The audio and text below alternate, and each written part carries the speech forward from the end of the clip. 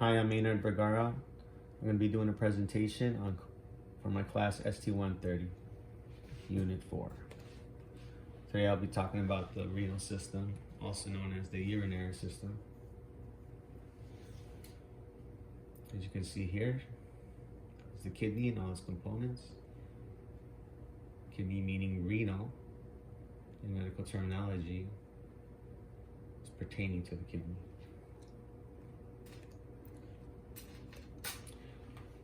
This system's primary function is to maintain homeostasis by balancing the fluid levels in the body and regulating the water and electrolytes.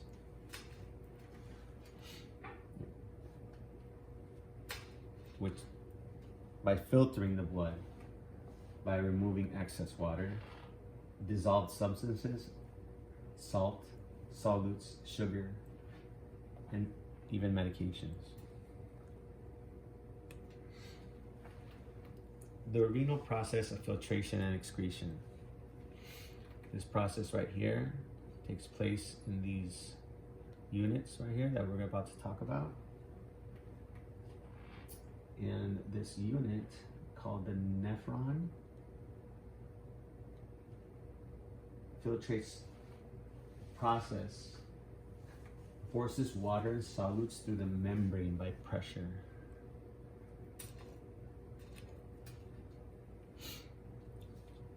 So here's the nephron, this unit right here, which is this. All right, so the nephron, as you can see, there is an arteriole right here.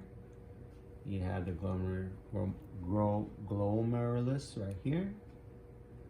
The Bowman's capsule is known as the glomerular capsule. Goes into the proximal convoluted tubule. Then goes to the loop of Henry down here, and then up the distal convoluted tubule right here, and then to the collecting duct. The afferent arteriole, starting here. Afferent arteriole is connected to an artery called the interlobular artery. Here the blood pressure goes through the afferent arteriole and goes directly inside the Bowman's capsule. This membrane right here is filled with capillaries that are receiving blood by pressure from the body. This is called glomerular capillaries. The glomerular capsule, also known as the Bowman's capsule, right here, as you can see the capillaries again, right here, and then you see the afferent arteriole go into the capillaries, and then you see an arteriole called the efferent arteriole exit. The efferent arteriole exits the Bowman's capsule, and that blood pressure continues along and joins up with the proximal convoluted tube.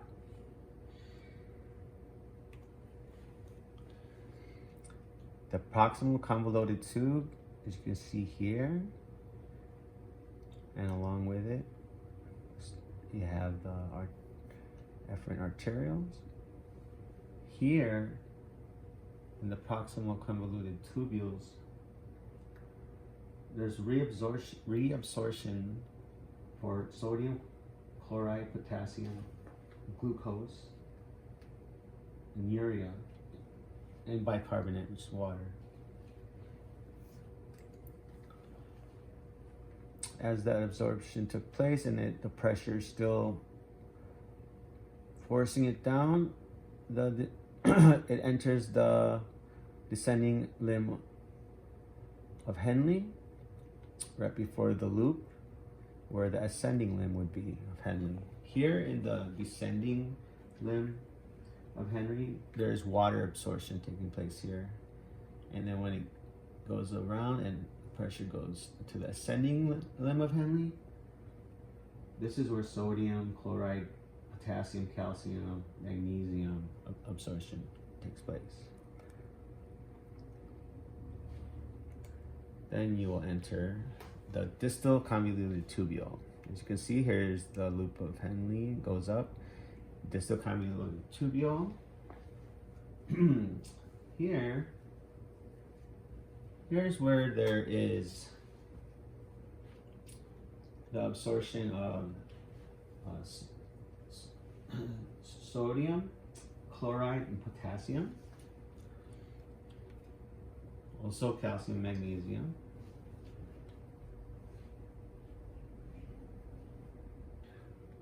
And here's the collecting duct. The distal tubule goes into the collecting duct.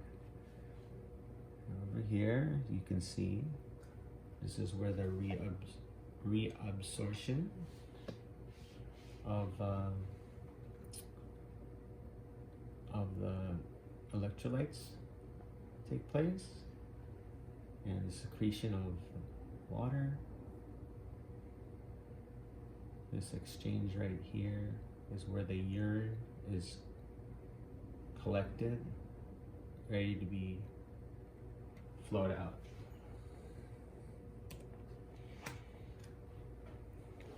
Diuretics, also known as the water pill. These are used to target areas of the nephron to block the reabsorption of water and electrolytes. This produces more urine and increases the excretion of water and electrolytes, specifically salt, leading to urination where you expel the excess salt and water, which makes up urine. Here's some components, examples. Loop diuretic is a strong medication, it inhibits reabsorption of the sodium chloride. You have thiazide diuretics that block sodium and chloride.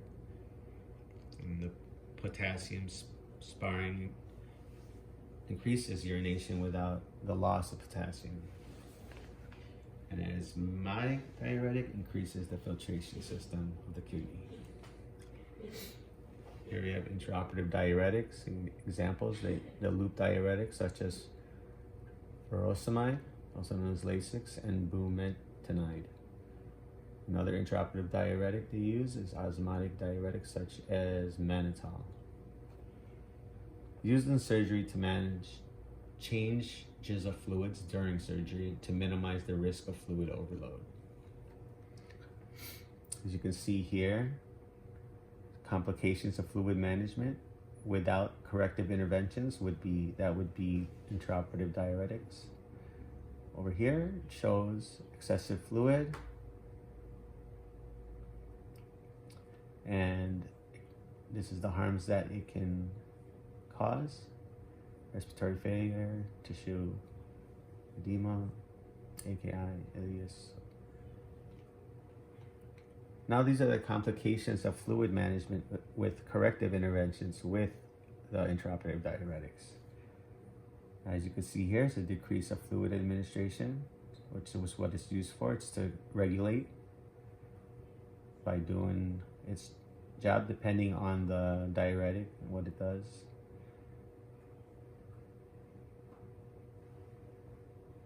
So this is excessive, and this decreases.